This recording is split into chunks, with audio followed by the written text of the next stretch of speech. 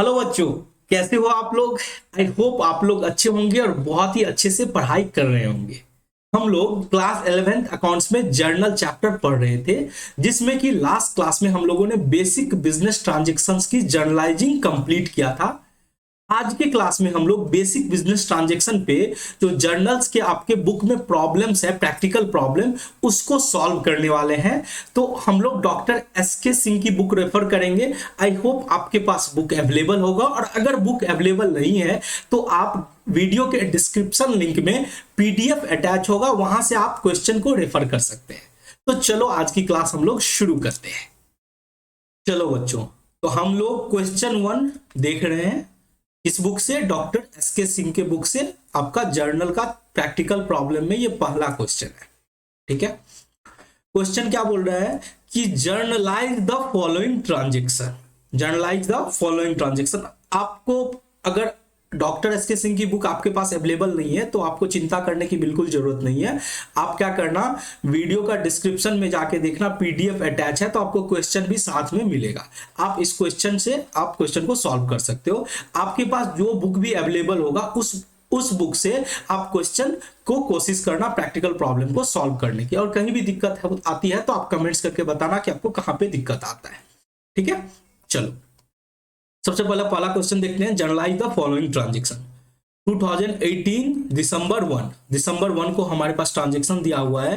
Ram Mohan started business with cash 15,000। यानी कि राम मोहन नाम का व्यक्ति बिजनेस शुरू कर रहा है नगद से 15,000 से। तो क्या हो रहा है सर, यहाँ पे राम मोहन बिजनेस स्टार्ट कर रहा है नगद से, तो यानी वो बिजनेस में क्या कर रहा है, कैश लगा रहा है, यानी बिजनेस में कैश आ रहा है। ठीक है, और दूसरा, जब बिजनेस का ऑनर बिजनेस में पैसा लगाता है तो उससे कैपिटल भी क्या होता है, इंक्रीज होता है। तो ये हमने अकाउंटिंग इक्वेशन में भी सीख लिया और हम लोग जर्नल चैप्टर में बेसिक ट्रांजैक्शन में भी सीखा कि जब भी बिजनेस स्टार्ट करते हैं तो कैश से स्टार्ट कर रहे हैं तो बिजनेस में कैश आ रहा है। कैश क्या है सर, कैश एसेट होता है, और एसेट जब बढ़ता है तो हम उसे क्या करते हैं, डेबिट करते हैं। ठीक है, और साथ में बिजनेस का ऑनर बिजनेस में पैसा लगा रहा है, यानी कैपिटल भी इंक्रीज हो रहा है, यानी कैश भी इंक्रीज हो रहा है, कैपिटल भी इंक्रीज हो रहा है। कैश एसेट है, बढ़ रहा है तो उसे हम डेबिट करेंगे, और कैपिटल इंक्रीज हो रहा है तो हम उसे क्या करेंगे, क्रेडिट करेंगे। हमेशा आपको क्लियर का रूल याद रखना है। इसका रूल याद रखना है, clear. C for capital, L for liabilities, E for expenses, A for asset और आर फॉर रेवेन्यू। अब देखो इसमें एक्सपेंसेस और असेट, इन दोनों का रूल सेम है। रूल क्या है कि जब ये बढ़ता है यानी प्लस होता है, इंक्रीज होता है तो हम इसे डेबिट करते हैं, और जब ये माइनस होता है तो हम इसे क्रेडिट करते हैं, एक्सपेंसेस और असेट। ठीक है, बाकी कैपिटल, लाइबिलिटीज और रेवेन्यू, इन तीनों का रूल क्या है सर, इन तीनों का रूल है कि जब ये बढ़ता है तो हम इसे क्रेडिट करते हैं, और जब घटता है तो हम इसे डेबिट करते हैं।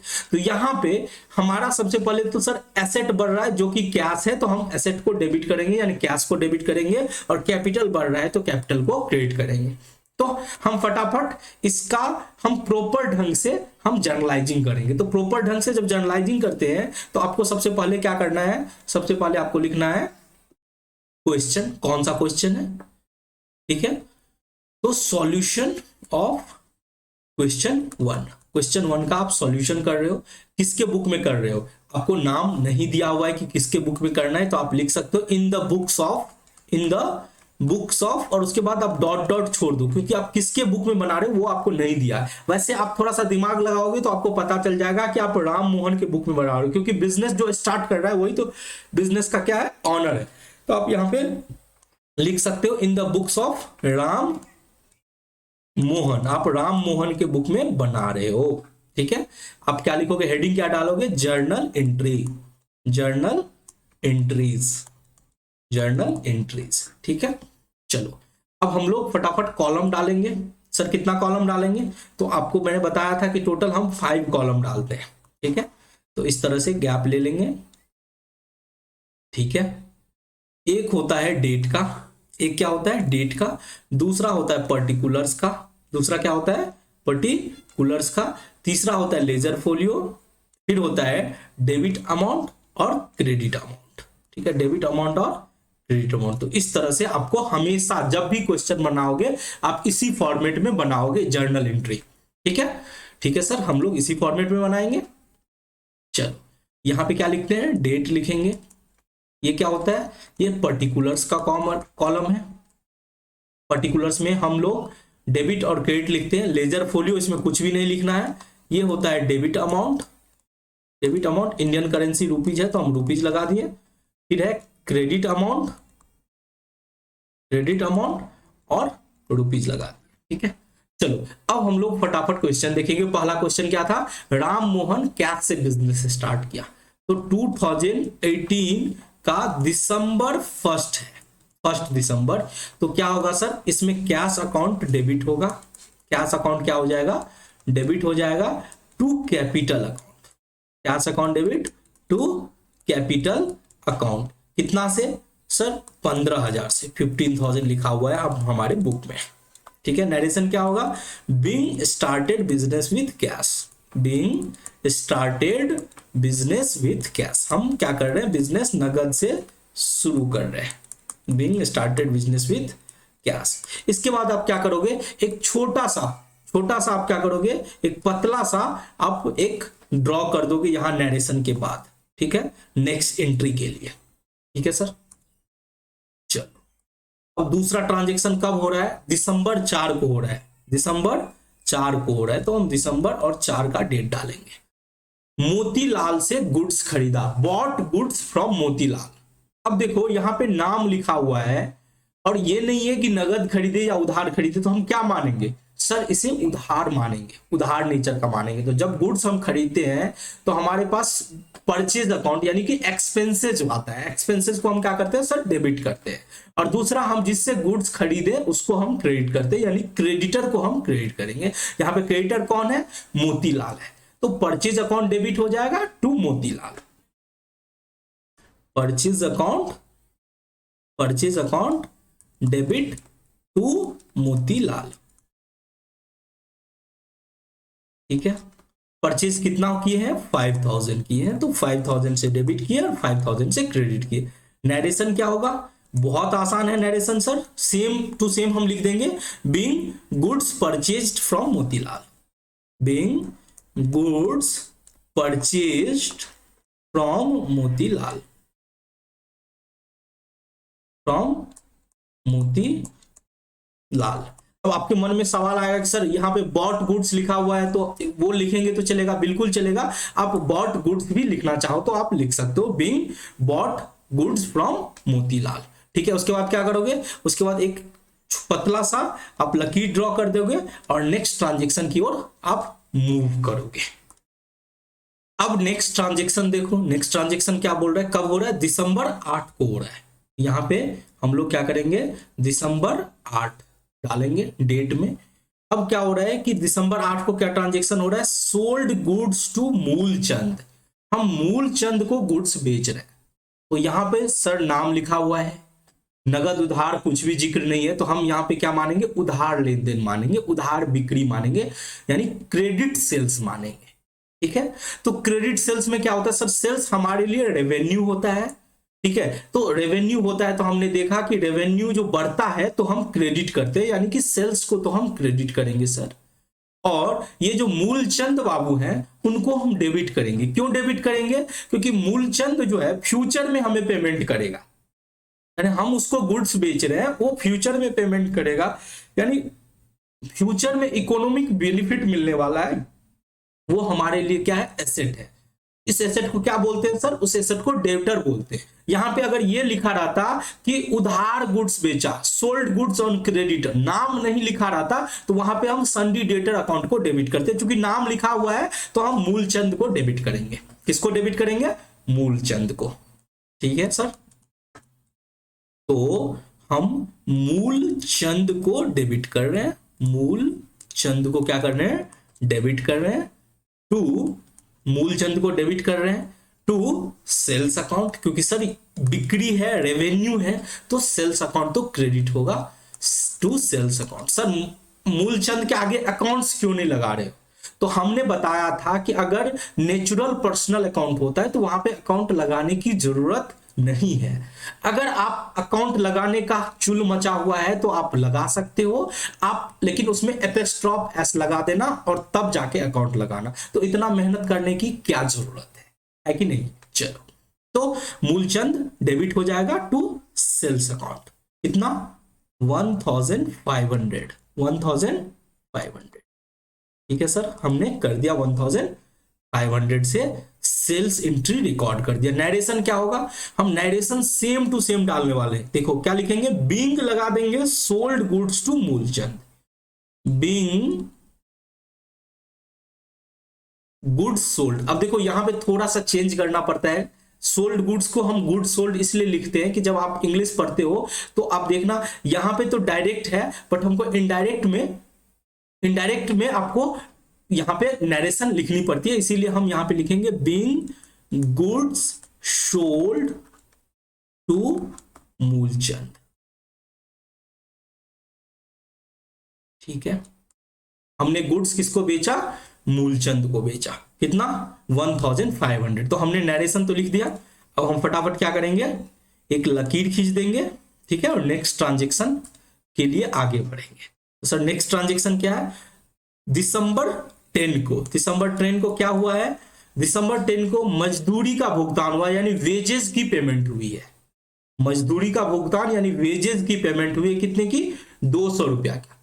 तो वेजेज क्या है हमारे लिए? सर वेजेस हमारे लिए एक्सपेंसेस है। तो एक्सपेंसेस को जब इंक्रीज करते हैं तो क्या करते हैं सर? एक्सपेंसेस को इंक्रीज करते हैं तो क्लियर बोलता है कि डेबिट करो। ठीक है, तो एक्सपेंसेस यानी हमारे लिए वेजेस जो है एक्सपेंसेस है, तो वेजेस अकाउंट तो हम डेबिट करेंगे कितना से? 200 से। ठीक है, और बोला है पेड किए, तो बताओ मजदूरी जब पे करेंगे तो नगद पे किए होंगे, कैश अगर कुछ नहीं बोला तो हम क्या मानेंगे? नगद में पेमेंट हुआ, यानी हमारे बिजनेस से कैश क्या हुआ? चला गया। तो हम कैश अकाउंट को क्या करने वाले हैं? क्रेडिट करने वाले हैं। Wages account debit to cash account. कितना से? 200 से। नरेशन क्या होगा? Same to same, being wages paid. ठीक है, बीइंग वेजेस पेड। चलो, अब इसे क्या करेंगे सर? इसके लिए एक लकीर खींच देंगे, ट्रांजेक्शन क्लोज कर देंगे। ठीक है, चलो, इसी तरह से आपको जर्नल एंट्री सारे के सारे क्वेश्चन करने हैं। ठीक है, चलो अगला देखते हैं। अगला ट्रांजेक्शन क्या है सर? अगला ट्रांजेक्शन है ऑफिस प्रयोग के लिए साइकिल खरीदा, यानी बिजनेस में हम साइकिल खरीदे हैं। अब जरा थोड़ा ध्यान से सोच के बताओ कि साइकिल हमारे लिए खर्चा है या एसेट है? दोनों का डिफिनीशन क्या है सर, वो पहले समझना होगा। देखो एक्सपेंसेस का डिफिनीशन वो होता है जो 1 साल के अंदर ही बिजनेस में यूज कर लेते हैं, उसके बाद वो यूज मतलब उससे हमें 1 साल के अंदर ही फायदा मिल जाता है। जैसे स्टाफ ने काम किया, उसको जिस मंथ में काम किया उस मंथ का सैलरी दे दिए, जिस मंथ हमने मकान किराए पे लिया उसी मंथ में रेंट पे कर दिया, बिजली बिल जिस मंथ का है उसी मंथ में पे कर दिया। तो आप ध्यान से देखना, एक्सपेंसेस का खासियत क्या होता है कि उसका यूटिलाइजेशन 1 ईयर के अंदर हो जाता है, यानी 1 साल से ज्यादा का यूटिलाइजेशन नहीं रहता है। बट जरा सोचो कि साइकिल आप खरीदे हो, क्या उसका यूज केवल 1 साल के लिए करोगे? नहीं सर, जितना मतलब साइकिल का लाइफ है 5 साल भी चल सकता है, 6 साल भी चल सकता है, और अच्छे से संभाल के रखे तो 10 साल भी चल सकता है। तो साइकिल खर्चा हो सकता है क्या? नहीं सर, साइकिल तो हमारे लिए एसेट है। जैसे आप अपने घर परिवार में देखो, आप राशन खरीदने के लिए जाते हो तो बोलते हैं मम्मी बोलती है कि इतना का खर्चा हुआ, ठीक है, बट तुमको गिफ्ट में कभी कंप्यूटर खरीद के दिए तो उसको खर्चा बोलते हैं कि ये खर्चा नहीं है, ये हमारा संपत्ति है, क्योंकि हम इसे लंबे समय तक इस्तेमाल करेंगे।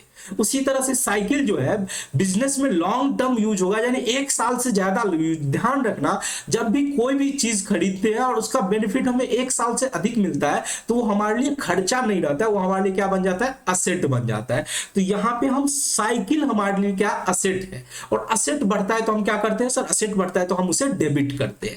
तो दिसंबर 13 यानी दिसंबर 13 को हमारे पास असेट इंक्रीज हुआ, यानी साइकिल अकाउंट जो है हमारे लिए असेट है, तो हम डेबिट किए। कितने का? 750 का। 750 का हमने साइकिल खरीदी है। अब देखो नगद उधार कुछ भी नहीं लिखा है, यहां पे ये भी नहीं लिखा कि किस व्यक्ति से खरीदे हैं, इसका मतलब हमने नगद में खरीदा। मैंने क्या बताया? अगर किसी व्यक्ति का नाम लिखा हुआ है और कुछ नहीं बोले तो हम मानेंगे कि ये उधार लेन देन है। लेकिन अगर किसी व्यक्ति का नाम नहीं लिखा है, कुछ भी नहीं बोले, तो हम क्या मानेंगे, ये नगद लेन देन है। तो यहाँ पे साइकिल खरीदा गया है, कुछ नहीं बोला है, बस बोला गया है purchase cycle for office use, तो किसी व्यक्ति का नाम नहीं है, किसी कंपनी का नाम नहीं है, तो यहाँ पे हम मानेंगे नगद लेन देन हुआ है। यानी हम साइकिल खरीदे और बदले में कैश पेमेंट किए, कुछ नहीं बोले तो हम मानते हैं कैश का पेमेंट हुआ है, तो साइकिल डेबिट हो जाएगा। और क्योंकि कैश हमारे लिए असेट है और असेट हमारे पास से जा रहा है, तो कैश अकाउंट को हम क्या करेंगे, क्रेडिट करेंगे।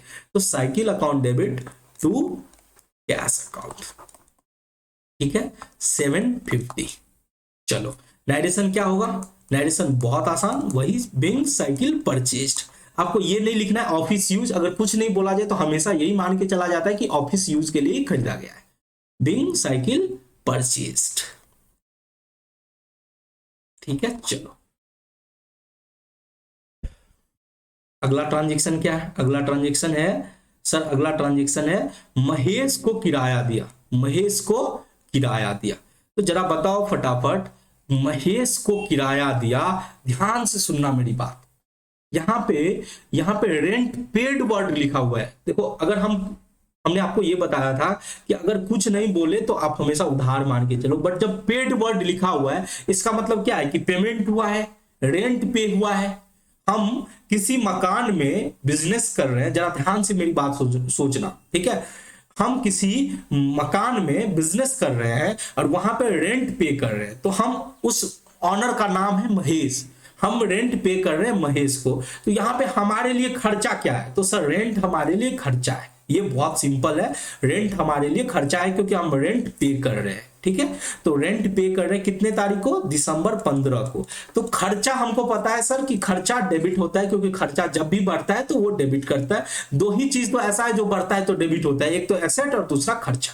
तो हम सर रेंट जो एक्सपेंसेस है उसको हम डेबिट करेंगे, रेंट अकाउंट को डेबिट करेंगे। अब यहां पे सर कंफ्यूजन आ रहा है, यहां पे महेश लिखा हुआ है, तो क्या महेश को क्रेडिट कर दें? क्रेडिट किसी व्यक्ति को तब करते हैं जब वो मेरा लाइबिलिटीज रहता है।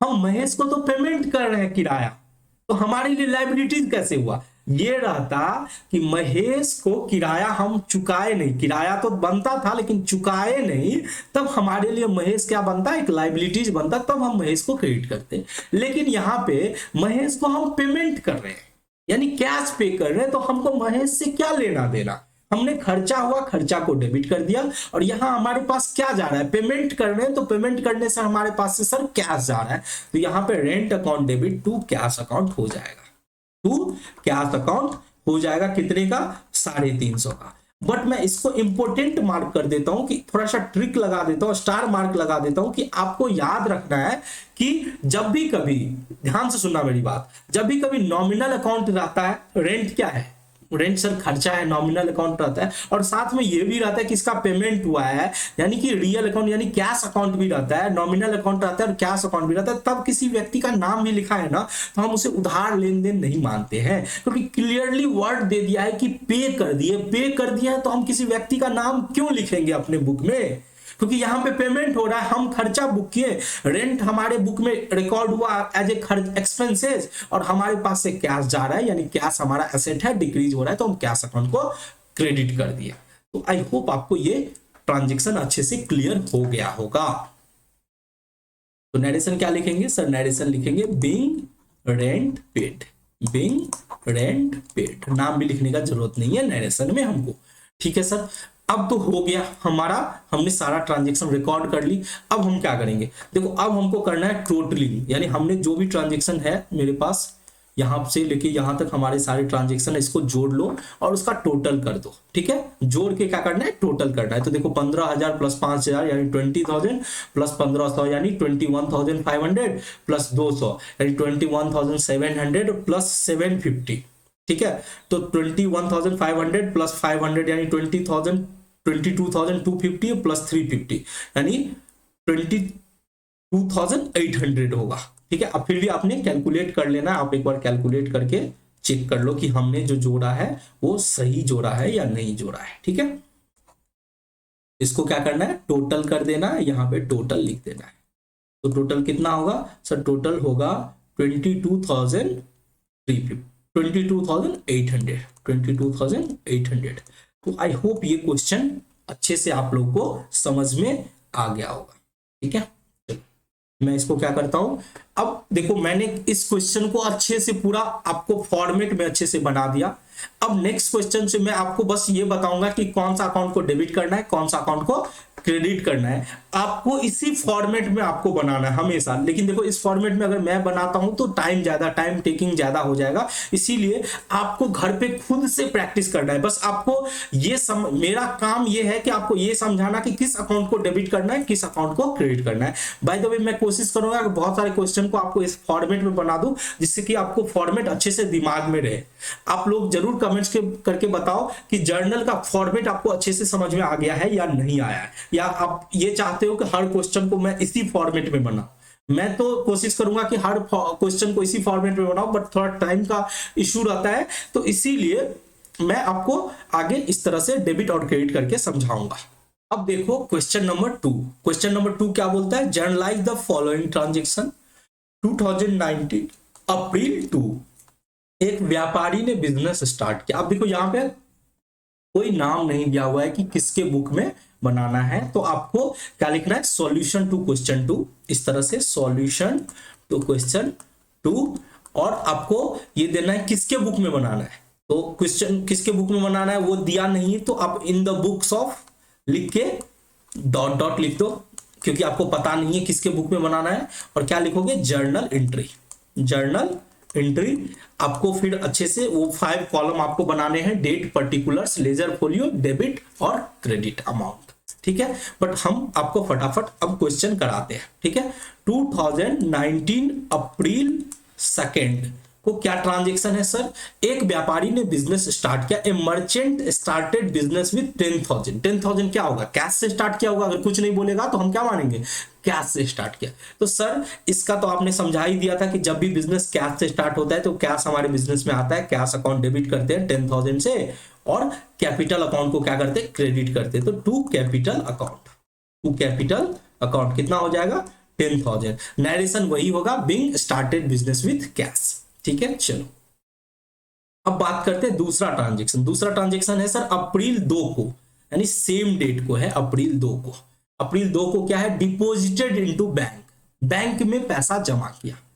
अब जरा सोचो बाबू, बैंक में अगर हम पैसा जमा करते हैं तो ये बैंकिंग से रिलेटेड ट्रांजेक्शन है। उसमें हमने बताया था जब भी बैंक में पैसा जमा करते हो तो बैंक का बैलेंस बढ़ जाता है और कैश का बैलेंस क्या हो जाता है, घट जाता है। यानी आप अपना कैश लेके बैंक में जमा करते हो तो आपका बैंक अकाउंट बढ़ जाता है।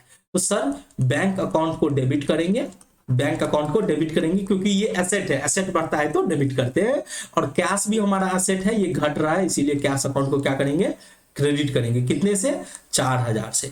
नरेशन क्या होगा, वही being cash deposited into bank. अब नरेशन लिखना चाहो तो लिख सकते हो, being cash deposited into bank, cash deposited into bank, bank में क्या किया, पैसा जमा किया। ठीक है, अब बात करते हैं नेक्स्ट ट्रांजेक्शन। नेक्स्ट ट्रांजेक्शन कब का है सर, ये जनवरी 5 का है, अप्रैल 5 का है। अप्रैल 5 में क्या बोला है, purchase goods on credit from Ram. Goods हम उधार खरीद रहे हैं राम से। तो ये हम देख चुके हैं, जब भी गुड्स खरीदते हैं तो परचेज अकाउंट डेबिट होता है, क्योंकि परचेज अकाउंट क्या है, हमारे लिए खर्चा है, खर्चा बढ़ता है तो हम डेबिट करते हैं। और जिस व्यक्ति से उधार खरीदते हैं उस व्यक्ति को क्रेडिट करते हैं, वो हमारा क्रेडिटर होता है, एक लाइबिलिटीज होता है, और लाइबिलिटीज बढ़ता है तो हम उसको क्रेडिट करते हैं। तो यहाँ पे purchase account debit to Ram हो जाएगा। क्या हो जाएगा, purchase account debit to Ram, purchase account debit to Ram कितना, 4,000 सर, 4,000। चलो नेक्स्ट ट्रांजेक्शन देखो, अप्रैल 6, अप्रैल 6 को क्या है, paid cash to Mohan. Mohan को हम पेमेंट कर रहे हैं। अब जरा सोचो, मोहन को पेमेंट किया जा रहा है, ध्यान से सोचना। पहली बात तो पेमेंट कर रहे हैं, कैश जा रहा है, कैश हमारा असेट है और वो जाता है तो हम उसको क्रेडिट करते हैं। ठीक है, और मोहन को हम डेबिट करेंगे। सर कैश हमारा जा रहा है उसको क्रेडिट करेंगे, तो डेबिट किसको करेंगे, मोहन को। अब देखो यहाँ पे थोड़ा सा आपको लॉजिकली समझना होगा। मोहन कहीं ना कहीं, मोहन का हम पैसा रखे होंगे, ध्यान से सोचना, मोहन का कहीं ना कहीं कभी ना कभी पैसा रखे होंगे, तभी तो हम पेमेंट कर रहे हैं। तो मोहन हमारे लिए लाइबिलिटीज था, लाइबिलिटीज अभी खत्म हो रहा है इसीलिए हम उसको पेमेंट कर रहे हैं। लाइबिलिटीज कम करते हैं तो डेबिट करते हैं, लाइबिलिटीज जब भी घटता है तो हम डेबिट करते हैं, इसीलिए मोहन को डेबिट करेंगे। ठीक है, ये था मॉडर्न अप्रोच से। अगर आपको ट्रेडिशनल अप्रोच से सोचना है तो आप सोच सकते हो कि रिसीवर मोहन है इसीलिए डेबिट कर रहे हैं, लेकिन मैं हमेशा बोलूंगा हमेशा मॉडर्न अप्रोच से सोचना। ठीक है, तो चलो हम मोहन को पेमेंट कर रहे हैं तो कैश जा रहा है, पे कर रहे हैं तो कैश जा रहा है, तो वो तो क्रेडिट होगा, ये तो क्लियर हो गया सर। डेबिट क्या करेंगे, मोहन को डेबिट करेंगे, तो मोहन क्या हो जाएगा, debit.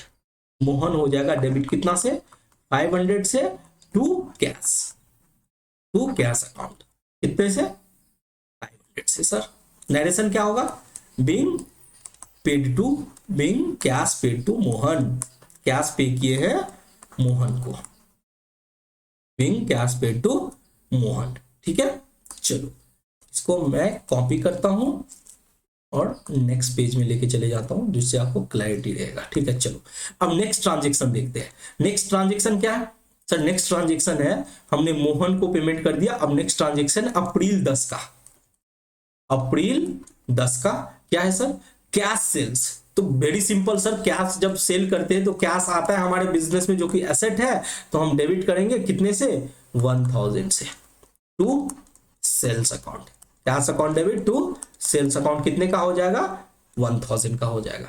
Narration being goods sold. ठीक है, ये कैश सेल्स भी लिख सकते हो। अब अगला क्या है सर, अगला है 15 तारीख को, 15 अप्रैल 15 को है गुड्स सोल्ड टू सोहन। यहां पे हम सोहन को गुड्स बेच रहे हैं, नाम लिखा हुआ है, इसका मतलब उधार बेच रहे हैं। और जिस व्यक्ति को उधार बेचते हैं वो कौन है, वो है डेटर। डेटर क्या होता है सर, असेट होता है, और असेट को हम क्या करते हैं, डेबिट करते हैं। तो सोहन को हम क्या करेंगे, डेबिट करेंगे। सोहन को क्या करेंगे, डेबिट करेंगे। सोहन जो है वो हमारा, सोहन से पैसा मिलने वाला है, क्योंकि हम आज गुड्स बेच रहे हैं उसको उधार, तो फ्यूचर में पैसा मिलेगा, यानी वो हमारा असेट है, डेटर है, इसीलिए हम उसको डेबिट करते हैं। ठीक है, कितना सर, 2000। और सोहन को बेच रहे हैं, तो बेच रहे हैं तो हमारा रेवेन्यू बढ़ेगा, यानी सेल्स अकाउंट को क्या करेंगे, क्रेडिट करेंगे 2000 से। नरेशन वही being goods sold to Sohan. चलो अब बात करते हैं 20 तारीख को क्या ट्रांजेक्शन हुआ सर, अप्रैल 20 को है आपको गणेश से कैश रिसीव हो रहा है, रिसीव्ड कैश फ्रॉम गणेश। अब देखो सबसे पहली बात तो पैसा आ रहा है, यानी कैश जो हमारा एसेट है वो इंक्रीज हो रहा है, तो हम उसे डेबिट करेंगे। तो फटाफट कैश अकाउंट को डेबिट कर लो, कैश अकाउंट को डेबिट कर लो, कितने से, 6000 से पैसा आ रहा है। अब गणेश से मिला है, ठीक है, तो वैसे भी गणेश से मिला है तो हम उसे क्रेडिट करेंगे, बट लॉजिकली समझने की कोशिश करें। अगर किसी से पैसा मिलता है, जरा सोचना ना, किसी से पैसा मिलता है इसका मतलब वो मेरा पैसा रखा होगा फ्यूचर में, फ्यूचर में वो देने वाला आएगा तभी तो वो देगा। ऐसा तो नहीं है कि अचानक से आया दे दिया, वो कुछ मेरा रखा होगा तभी तो देगा, यानी वो मेरा पहले से, वो हमारा एसेट था, हमारा पहले से वो डेटर था, आज हमको क्या कर रहा है, वापस पेमेंट कर रहा है, उससे हमें कैश मिल रहा है, यानी हमारा एसेट घट रहा है। जो गणेश हमको फ्यूचर में पे करने वाला था वो आज पे कर रहा है, यानी हमारा जो जिस मिलने वाला था वो आज मिल गया, तो अब वापस तो गणेश देगा नहीं, यानी हमारा एसेट यहाँ पे कम हो रहा है, इसीलिए गणेश को क्या करेंगे, क्रेडिट करेंगे। गणेश को क्या करेंगे, क्रेडिट करेंगे 6000 से, पैसा मिल गया 6000। अब बात करते हैं नेक्स्ट ट्रांजेक्शन जो अप्रैल 25 का है। अप्रैल 25 क्या है sir, purchase goods for cash, नगद में गुड्स खरीदे हैं 2000 का। तो सिंपल है सर, गुड्स खरीदना हमारे लिए खर्चा होता है और खर्चा को हम डेबिट करते हैं, यानी परचेज अकाउंट को हम क्या करते हैं सर, डेबिट करते हैं। परचेज अकाउंट को डेबिट करते हैं कितने का, 2000 का, और हम कैश में खरीद रहे हैं तो कैश हमारे पास से जा रहा है, तो कैश अकाउंट को क्रेडिट करेंगे 2000 से। हमने सारा बेसिक ट्रांजेक्शन आपको क्लियर कर दिया, तो आई होप आपको थोड़ा भी दिक्कत नहीं हो रहा होगा। ठीक है, चलो नरेशन वही होगा, being goods purchase for cash. चलो अब 30 तारीख को क्या लेन देन है, 30 तारीख को लेन देन है sir, withdraw cash from bank. Bank में पैसा जमा किया तो बैंक को डेबिट करते थे, कैश को क्रेडिट करते थे। अभी कैश निकाल रहे हैं तो कैश हमारे पास आ रहा है सर, कैश आ रहा है तो कैश अकाउंट क्या हो जाएगा, डेबिट हो जाएगा टू बैंक अकाउंट। कहां से पैसा आ रहा है, बैंक से आ रहा है, बैंक हमारा घट रहा है, टू बैंक अकाउंट कितना, 1000। अब देखो मैं नरेशन नहीं लिख रहा, इसका मतलब ये नहीं कि आप नरेशन मत लिखना, आप हर एक का नरेशन के लिए 2-2 लाइन छोड़ देना और नरेशन लिखना सेम टू सेम। आपके पास जो क्वेश्चन है उसी से आप नरेशन लिखोगे, आपको क्या लगाना है, बस बीइंग लगा देना है। ठीक है, चलो, और आपको पूरा अच्छे से फॉर्मेट में बनाना है क्वेश्चन। मैं बस आपको इस तरह से बताता हूं जिससे आपको क्लैरिटी मिल जाए कि किस अकाउंट को डेबिट करना है, किस अकाउंट को क्रेडिट करना है। ठीक है सर। नेक्स्ट ट्रांजेक्शन 30 तारीख को ही है रेंट पे करने का। तो सर रेंट तो खर्चा है, आपने पहले भी बता रखा था कि रेंट पे करना खर्चा है। 100 रुपया का रेंट पे किया और क्या जा रहा है पॉकेट से सर, क्या जा रहा है, तो rent account debit to cash account. ठीक है, तो हमने रेंट पे कर दिया। इस तरह से आप टोटल करोगे, आपको क्या करना है, टोटल करना है। टोटल आपका मैच हो जाना चाहिए आपके आंसर बुक से, यानी टोटल जो है वो 30,600 हो जाना चाहिए, 30,600 हो जाना चाहिए। तो आई होप इस क्वेश्चन को आपको करने में कोई परेशानी नहीं हुई होगी।